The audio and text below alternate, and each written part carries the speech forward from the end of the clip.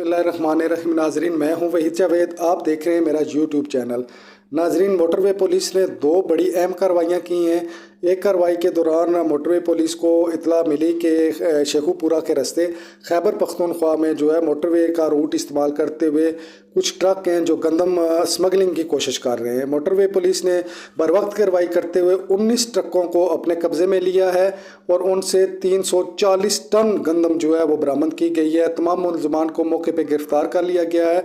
दूसरी जानब motorway police को अपने ज़राए से इतला मिली कि कराची से एक कार चोरी हुई है जो कि मोटरवे के रास्ता इस्लामाबाद की तरफ दाखिल हो रही है, जिस पर पुलिस ने बर वक्त नाकाबंदी करते हुए उस कार को भी बरामद किया है और मुलजमान को भी गिरफ्तार किया है।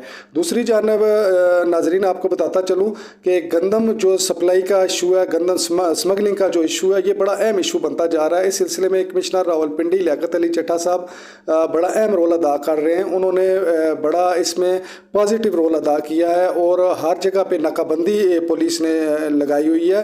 अभी हाल ही में इंसदाद गंदम स्मगलिंग एक उन्होंने शोबा बाकायदा बना दिया है, जिसका उन्होंने अपना चेक पोस्ट बना दी है।